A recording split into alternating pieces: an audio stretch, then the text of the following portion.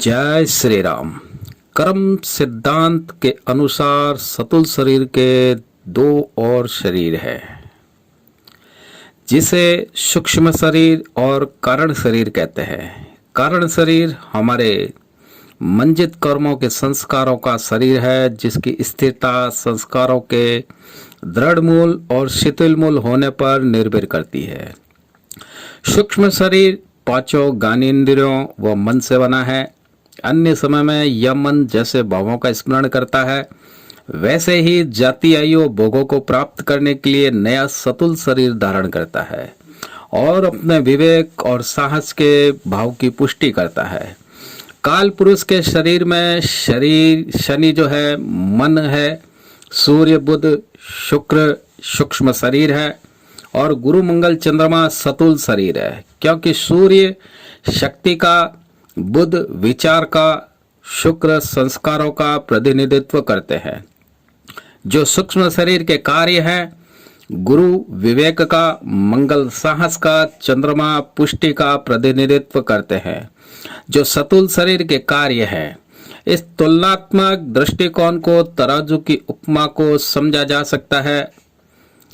स्पष्ट है कि कारण शरीर के संस्कारों को कष्ट भोग के लिए सतुल शरीर का रूप देने से शनि ग्रह संवेदनशील हो चुके हैं। इसे यह भी कह सकते हैं कि संचित कर्मों के अनुसार किस प्रकार के कष्ट जीवन के लिए भोग्य हैं, उनकी शक्ति कितनी है, वे किस योनि में कितनी अधिकतम दुख भोगने पर समाप्त हो सकते हैं, यह निर्णय जो है शनि ग्रह करता है। वह सूक्ष्म शरीर में अंत समय तक मानसिक स्थिति का भी निर्माण करते हैं। दो शरीरों का संतुलन करने का जो कार्य है वो शनि ग्रह का है। मूल जन्म कुंडली के अंतर्गत यदि शनि की स्थिति अशुभ हो तो जातक को राजनीति में असफलता का मुंह देखना पड़ता है, क्योंकि उसकी बातों के ऊपर, उसके वादों पर जनता बहुत अधिक विश्वास नहीं कर पाती। ऐसा ही हमारे को सामाजिक दृष्टिकोण से यह समझना चाहिए कि यदि किसी के जन्म कुंडली के अंदर शनि की स्थिति कमजोर है तो लोग बाग उसके ऊपर विश्वास नहीं कर पाते। शनि सूक्ष्म है, रिक्त है, नियम पालन करने वाला है, एकांत प्रिय रहस्यों को अपने अंदर छिपाने वाला ग्रह है।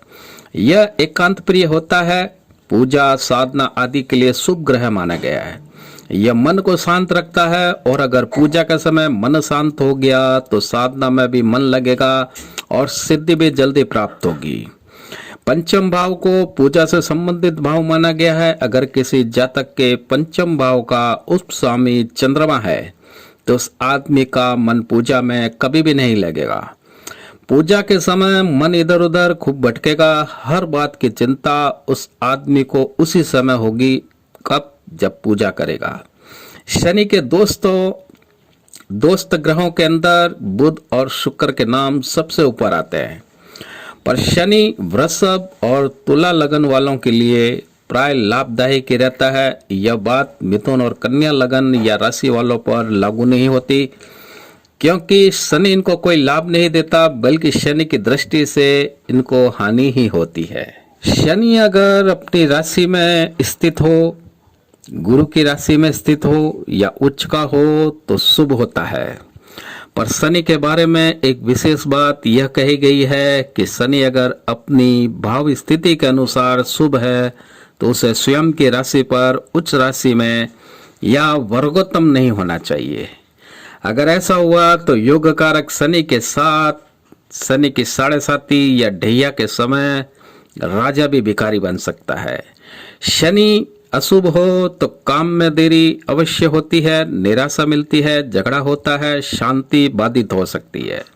जातक का निराधार होता है, उसे अवहेलना का शिकार होना पड़ता है। अगर शनि शुभ हो तो शांति से काम करने के अंदर आनंद की प्राप्ति होती है, साथ ही काम करके धन की बचत भी होती है। मेहनत करने पर जीवन के अंदर फिर सफलता प्राप्त होती है। शनि अंदर के रहस्य को दबा कर के रखने की बहुत बड़ी क्षमता रखता है। शनि आयुष कारक ग्रह कहलाता है। अगर यह आयु स्थान यानी अष्टम भाव में हो तो उसकी उम्र को बढ़ाता है। गुरु में जहाँ वृद्धि की बात होती है वही शनि में कटौती की बात होती है। गुरु जहाँ संतान में वृद्धि कारक ग्रह होता है वही शनि को परिवार नियोजन के द्वारा संतान वृद्धि रोकने की क्षमता प्राप्त कराई हुई है। इसके अतिरिक्त गुरु और शनि में एक और खास भेद है। गुरु जहाँ पुरोहित का काम, धर्म के प्रचारक का काम करता है वही शनि मौन रह करके साधना करता है। उसे भोज खाने के स्थान पर उपवास करना ही भाता है। शनि का रंग बैंगनी है, इसका रत्न नीलम होता है। अंकों के अंदर इनकी संख्या 8 होती है। शनि के प्रभाव की वजह से 8 अंक को छिपे रहस्यों का अंक कहा गया है। शनि से जो मुख्य संबंधित विषय है वो है इतिहास, भूवर्ग शास्त्र, चिकित्सा की पुरानी पद्धतियां।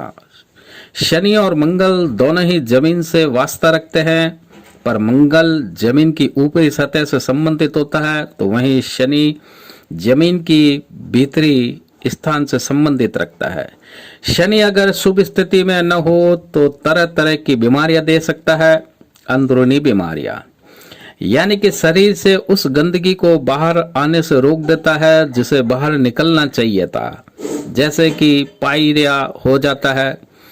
झिल्ली, ऊपरी झिल्ली सतह की, यानी कि हमारे जो चर्म होती है, चमड़ी होती है, उसकी ऊपरी झिल्ली कड़ी हो जाती है। शरीर में खून आदि का प्रवाह अवरुद्ध हो जाता है। यह सब उस स्थिति में होता है जब शनि चंद्रमा को प्रदूषित करता है। इस प्रदूषण में मंगल भी आता है तो चेचक की संभावना बढ़ती है। शरीर के अंदर जो घाव होता है उसके अंदर मवाद जम जाता है। शनि अगर सिर्फ मंगल को ही दूषित करता है तो रीढ़ की हड्डी के अंदर रोग होते हैं। व्यक्ति को गिरने से हड्डी के ऊपर चोट लगती है। शनि अगर सूर्य और गुरु को प्रदूषित करता है तो शरीर के अंदर कोलेस्ट्रॉल की वृद्धि के कारण रक्तवाहक नलिकाओं में अवरोध पैदा होता है। इससे हृदयघात की संभावना होती है।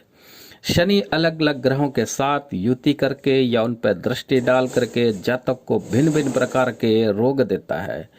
शनि के द्वारा दिया गया रोग लंबे समय तक चलता है और उसका ठीक होना भी मुश्किल होता है। गोचरस्थ शनि 3 स्थानों को छोड़ करके अशुभ फलदायक ही सिद्ध होता है। चंद्रमा से तृतीय, चंद्रमा से छठे, चंद्रमा से एकादश भाव में गोचरस्थ शनि शुभ फलदायक होता है। इसके अलावा इसकी गोचरीय फल जो है अशुभ ही होते हैं। शनि जन्म राशि पर अथवा उससे द्वादश या द्वितीय स्थान भाव में हो तो 7.5 होती है। वहीं जन्म राशि से चतुर्थ या अष्टम भाव में हो तो ढैया जैसी अशुभ गोचर अवधि होती है, जिसमें प्राय सभी क्षेत्रों में जातक को अशुभ फल प्राप्त होते हैं।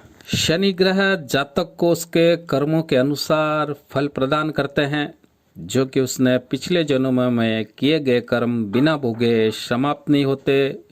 शनि उनको इस जन्म के अंदर उन्हीं कर्मों को भोगने के लिए बाध्य करता है, जिस कारण कर्म भोगने के लिए शनि जो है अंतर्मन की शुद्धि, मानसिक शांति को प्रेरित करता है। इसके लिए जैसे कि वर्तमान समय में लोग शनि की दशा, शनि की 7.5, शनि की ढैया, कंटक शनि से बहुत डरते हैं।